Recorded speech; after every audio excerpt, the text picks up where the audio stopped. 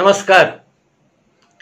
राजकारणात असूनही महाराष्ट्रातल्या त्या नेत्याला अजून 15-20 वर्षाचं आयुष्य तरी मिळायला हवं होतं, अशी महाराष्ट्रातल्या 12 कोटी जनतेची आजही भावना आहे. ते महाराष्ट्रातलं उमदं नेतृत्व म्हणजे प्रमोद महाजन. प्रमोद महाजनांच्या अनेक गोष्टींबद्दल मतांतर असू शकतात. काहींचा त्यांना टोकाचा विरोधही असू शकतो, पण तरीही त्यांचा उमदेपणा आणि कुठच्याही गोष्टीला जाऊन भिडण्याची जी तडफ होती ती आजही महाराष्ट्रावरती गारुड करून राहिलेली आहे. यशवंतराव चव्हाणांनी स्वातंत्र्यानंतर दिल्लीच्या समोर सातत्याने झुकायचं जे राजकारण महाराष्ट्रामध्ये रुजवलं होतं ते मोडीत काढून महाराष्ट्रातून दिल्लीपर्यंत धडक मारून तिथे असलेल्या यूपी, बिहार अशा प्रस्थापितांच्या लॉबी समोर बलदंडपणे उभं राहून त्यांच्यापेक्षा वरचढ हिकमती करू शकतो याची त्यांना खात्री पटवून आणि वेळ आली तर त्यांच्या छाताडावर उभं राहण्याची ज्याची ताकद होती तो महाराष्ट्रातला एकमेव नेता म्हणजे प्रमोद महाजन. वास्तविक राजकारण हा आपल्या संवादाचा कधीही विषय नाही. त्याचं वारही अजूनपर्यंत आपण आपल्या या चॅनलला लागून दिलेलं नाही.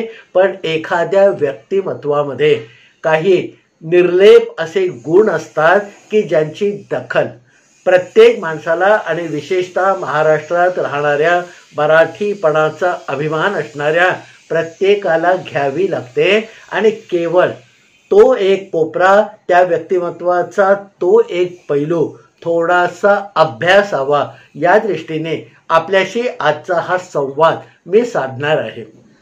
प्रमोद महाजन हे काय रसायन होतं हे महाराष्ट्रातल्या जास्तीत जास्त 10% लोकांना खऱ्या अर्थाने कळलेलं आहे. 2004 सालचा तो काळ होता. वाजपेयी सरकार निवडणुकीमध्ये पराभूत झालेलं होतं आणि त्यावेळेला जी कॅचलाईन किंवा घोषणा फार मोठ्या प्रमाणामध्ये निवडणुकीच्या एकंदर वातावरणामध्ये दुमदुमत होती.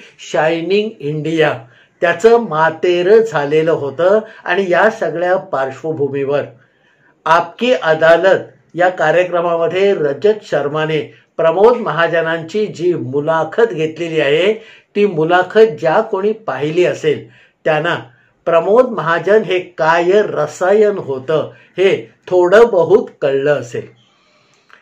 कोणतीही गोष्ट आकांड तांडव करून मांडणं, दुसऱ्याच्या अंगावर धावून जाणं, शिव्या शाप देणं हे आजच्या राजकारणाचं एक व्ययच्छेदक लक्षण दिलेलं आहे.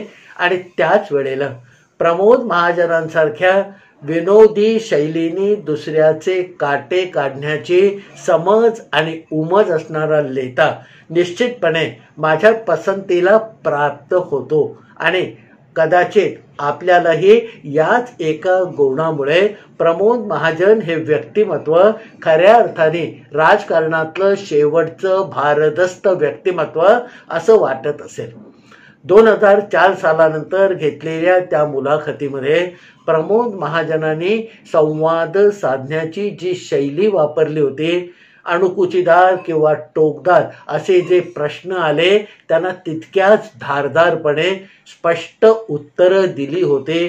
कोणतंही बोट चेप धोरण न अवलंबता जिथे आपलं स्वतःचं चुकलं होतं ते चुकलं म्हणून मान्य केलं आणि जिथे लोकांच्या मनामध्ये शंका उत्पन्न करणाऱ्या काही गोष्टी घडल्या होत्या त्या दूर करण्यासाठी स्वच्छ आणि प्रांजळपणे आपल्या विनोदी शैलीमध्ये तडकाफडकी उत्तरं दिली. आपकी अदालत हा तसा थोडासा चिमटे आणि बोचकारे काढणारा कार्यक्रम आहे, कारण शेवटी ती अदालत आहे. आणि या अदालतीमध्ये सुरुवातीला जेव्हा प्रमोद महाजन यांना काही प्रश्न विचारले गेले तेव्हा पहिल्या 2-3 प्रश्नामध्ये प्रमोद महाजन बाजी मारून जाणार हे निश्चित झालेलं होतं. शायनिंग इंडियाचं पुरतं मातेरं झालेलं असताना त्याच्यावरती मग प्रमोद महाजनांनी जे आपलं स्पष्टीकरण दिलं त्याच्यामध्ये त्यांनी निखळपणे सांगून टाकलं की 2004 सालच्या निवडणुकामध्ये लोकांनी आम्हाला नाकारलेलं आहे. पण त्याच वेळेला पुढे जाऊन प्रमोद महाजनांनी तिथल्या प्रेक्षकांच्या लक्षामध्ये एक गोष्ट आणून दिली की जिंकून आलेलं आणि प्रस्थापित झालेलं सरकार आणि हरलेले आम्ही यांच्यामध्ये 12-15 किंवा 18-20 जागांचाच फरक आहे. त्यामुळे आम्ही नेस्तनाबूत झालो आहोत, आमची धुळधाण उडालेली आहे असं चित्र जर कोण रंगवत असेल तर ते तितकंसं काही बरोबर नाही असं प्रमोद महाजनांनी आपलं मत म्हणून सांगून टाकलं आणि ती वस्तुस्थिती होती. त्याच्यानंतर जो दुसरा थोडासा कळीचा मुद्दा आला की 2004च्या निवडणुकीमध्ये सोनिया गांधींनी आपल्यावर जी टीका झाली आणि त्याला वैयक्तिकपणाचा जो एक बाज आलेला होता त्याबद्दल अनेक वेळेला जाहीर नापसंती केलेली होती. त्याच्याबद्दल आपल्या कडवट प्रतिक्रिया सोनिया गांधींनी दिलेल्या होत्या आणि त्याच्याबद्दल प्रमोद महाजनांना या मुलाखतीमध्ये जेव्हा विचारलं गेलं तेव्हा प्रमोद महाजनांनी हसत हसत तिरकसपणे सरळ सांगून टाकलं की हे बघा, जोपर्यंत सोनिया गांधी राजकारणाच्या परिघाच्या बाहेर होत्या तेव्हा प्रमोद महाजनांच्याच नव्हे तर देशातल्या कुठच्याही पक्षाने त्यांच्याबद्दल कधीही ब्रसुद्धा काढला नव्हता. उलट मारल्या गेलेल्या देशाच्या पंतप्रधानांची विधवा म्हणून त्यांचा जो सन्मान राखला जायला हवा होता तो या देशाने तोपर्यंत राखलेला होता. पण एकदा काँग्रेसचं अध्यक्षपद स्वीकारून निवडणुकीच्या मैदानामध्ये आल्यानंतर मात्र जी काही चिखलफेक, ज्याला प्रमोद महाजनांनी चिखलफेक न म्हणता आपल्या शैलीमध्ये सांगून टाकलं की भारतामध्ये निवडणुकीच्या प्रचाराचा मोसम हा होळीचा मोसम असतो आणि त्यामुळे प्रत्येकाला रंग लागणार आणि प्रत्येकजण रंग उडवणार. जोपर्यंत सोनिया गांधी राजकारणामध्ये नव्हत्या तोपर्यंत त्यांच्यावर कुणीही चालून गेलं नाही. पण एकदा निवडणुकीमध्ये उतरल्यानंतर हे रंगाचे खेळ प्रत्येकाबरोबर होणार आणि त्याही पुढे आपलं स्वतःचं चिंतन सांगताना प्रमोद महाजनांनी स्पष्ट करून टाकलं की होळीचा खेळ हा होळीच्या खेळासारखाच खेळला गेला पाहिजे. त्याच्यामध्ये मग लहान मुलांसारखं टुणटुणं लावणं किंवा तक्रारी करणं योग्य दिसत नाही. प्रमोद महाजनांनी हे सगळं इतक्या ओघवत्या भाषेमध्ये समोरच्याचीच भंबेरी उडेल अशा पद्धतीने तिथे असलेल्या आणि टीव्हीवर हा कार्यक्रम बघणाऱ्या सगळ्या प्रेक्षकांच्या पुढे सरळ सरळ मांडलं. त्याच्यामध्ये कुठेही बचावाची भूमिका नव्हती, अहमपणा नव्हता. तर जे घडलेलं आहे ते तुमच्या लक्षात आलेलं नाही, ते लक्षात आणून देण्याचं मी काम करतोय अशा एका भूमिकेतून प्रमोद महाजन ही सगळी मुलाखत किंवा तो खटला चालवत होते. त्याच्यानंतर पार्श्वभूमी जी त्यावेळची होती तिच्यावर एक गुगली बॉल रजत शर्माने प्रमोद महाजनांकडे टाकला. त्याच्यामध्ये विचारलं की पंतप्रधान वाजपेयी, लालकृष्ण अडवाणी आणि मुरली मनोहर जोशी या सगळ्यांच्या बरोबर मंत्रिमंडळाचा एक सदस्य म्हणून आणि एकंदरच BJPचा मोठा नेता म्हणून तुमचा फार जवळचा संबंध आलेला आहे. तर तुम्ही आता आम्हाला सांगा की त्यांच्यामध्ये जी खटपट चालू होती किंवा जे तणावाचं वातावरण मध्ये मध्ये निर्माण होत असे त्याच्याबद्दल तुम्हाला तेव्हा आणि आता काय वाटतं. हा प्रश्न इतका टोकदार, कळीचा आणि मगाशी म्हटल्याप्रमाणे एखादा गुगली बॉल सारखा आलेला होता. त्यावेळची परिस्थिती अशी होती की लालकृष्ण अडवाणी आणि मुरली मनोहर जोशी हे वाजपेयींच्या मंत्रिमंडळामध्ये असूनही त्यांना असलेली पंतप्रधानांची पदाची आस सगळ्या देशाला माहीत होती आणि लालकृष्ण अडवाणी तर कायम PM इन वेटिंग म्हणून गुडघ्याला बाशिंग बांधून बसलेले होते. प्रमोद महाजनांच्या यांच्यामध्ये चालणारी खटपट पूर्णपणे माहीत होती. पण आपल्याला प्रश्न विचारलेला आहे, आपल्याकडे बरीच माहिती आहे, तेव्हा धाड धाड धाड धाड ती सांगत सुटावं हा प्रमोद महाजनांचा स्वभाव नव्हता. कारण एका सावध राजकारण्याचं त्यांचं पिंड होतं.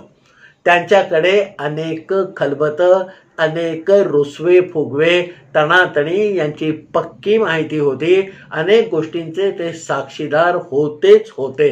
पण भविष्यामध्ये राजकारणाचे फासे कसेही पडू शकतात हे प्रमोद महाजन पक्क जाणून होते आणि त्यामुळे बोलण्याच्या ओघामध्ये वाजपेयी, अडवाणी आणि मुरली मनोहर जोशी यांच्यापैकी कोणाची तरी एकाची बाजू सहज सहज जरी घेतली गेली असती तरी उरलेले दोघे जण या प्रमोद महाजनांचे भविष्यातले शत्रू नंबर 1 झाले असते.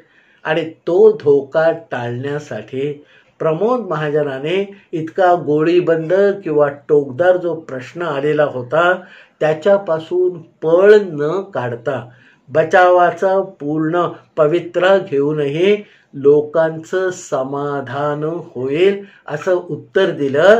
केवळ 4 शब्दामध्ये ते त्यांनी उत्तर दिलेलं होतं. प्रमोद महाजनाने चेहऱ्यावर हास्य आणून रजत शर्मांकडे रोखून पाहत 4 शब्दामध्ये या प्रश्नाचं उत्तर दिलं की ऊंचे लोक ऊंचे निशाने. म्हणजे मी छोटा कार्यकर्ता आहे आणि ही तिन्ही नावं राजकारणामध्ये किंवा एकंदर राजकारणाच्या खेळामध्ये फार मोठे खेळाडू आहेत आणि हे ऊंचे लोक असल्यामुळे त्यांचे निशाणे सुद्धा ऊंचे आहेत. ऊंचे लोक आणि ऊंचे निशाणे याच्यामध्ये प्रमोद महाजनाने बरंच काही सांगून टाकलं होतं आणि केवळ 4 शब्दामध्ये हे उत्तर दिल्यानंतर त्या कार्यक्रमाला तिथे प्रत्यक्ष उपस्थित असणारा जो 200-250-300 लोकांचा जमाव होता त्याने पुढचं मिनिट 1.5 मिनिट टाळ्यांचा कडकडाट करून टाकला होता. कारण वाजपेयीबद्दल, अडवाणींबद्दल आणि मुरली मनोहर जोशींबद्दल एक शब्दही न काढता प्रमोद महाजनांना जे काही म्हणायचं होतं ते नेमकेपणाने प्रेक्षकांपर्यंत पोहोचलेलं होतं. उमदा नेता, कोणतेही भीडभाड न बाळगण्याचा स्वभाव आणि केवळ कर्तृत्वावर आणि स्वकर्तृत्वावर मोठा झालेला महाराष्ट्रातला एक नेता म्हणून प्रमोद महाजनांना उभा महाराष्ट्र पुढची अनेकानेक दशकं लक्षात ठेवणार आहे. त्यांनी मारलेली ती मोठी रेघ कुणालाही छोटी करता येणार नाही हे मला निश्चितपणे आज या ठिकाणी वाटतच आहे. आणि मला वाटतं आपलंही मत प्रमोद महाजन यांच्या व्यक्तिमत्वाबद्दल असंच असेल. कारण अभिमान वाटावा किंवा ज्याच्याबद्दल आश्वासक अशी वृत्ती आपल्या मनामध्ये निर्माण व्हावी असं एकमेव महाराष्ट्रातलं त्या काळातलं व्यक्तिमत्व होतं आणि ते म्हणजे प्रमोद महाजन. प्रमोद महाजनांना एक बहिणीसारखी माया किंवा सावली देणारी एक सहकारी याच वाजपेयींच्या मंत्रिमंडळामध्ये होती आणि ती सुद्धा प्रमोद महाजनांसारखी चलाक किंवा त्यापेक्षा काकणभर अधिक अशी तडपती बिजली होती. पण तितकीच कुठचीही प्रतिक्रिया देताना बोलघेवडेपणा न करता पुढचा मागचा अंदाज घेऊन कधीही आपण आता बोललेलं आपल्यावर भविष्यामध्ये उलटणार नाही याची काळजी घेत आपलं प्रत्येक स्टेटमेंट देणारी ती तडकती फडकती बिजली होते माननीय सुषमा स्वराज. राजकारणामध्ये जे आरोप प्रत्यारोप होतात, एकमेकांच्यावर शरसंधान केलं जातं आणि काही वेळेला दोन्हीकडच्या लोकांना त्याने कायमच्या जखमा होतात. राजकारणाचं पट बदलतो, पण बऱ्याच वेळेला त्या जखमा भरून येत नाहीत आणि मग कायमचा कडवटपणा दोघांच्याही मनामध्ये राहतो. ते होऊ नये म्हणून सुषमा स्वराजने एकदा सांगितलेलं होतं की दुश्मनी इतनी मत करो कि आगे चलके एक साथ आना पड़े तो शर्मिंदगी महसूस न हो. राजकारणात असूनही आपल्या एकेका चांगल्या गुणामुळे, एकेका पैलूमुळे तुमच्या आमच्या सारख्या राजकारणापासून 4 हात लांब राहणाऱ्या माणसांचं सुद्धा लक्ष वेधून घेण्यामध्ये प्रमोद महाजन आणि सुषमा स्वराज ही दोन्ही व्यक्तिमत्व पूर्णपणे यशस्वी ठरली होती असं माझं मत आहे. आणि मला खात्री आहे माझ्या या मताशी आपण सुद्धा तितकेच सहमत असाल.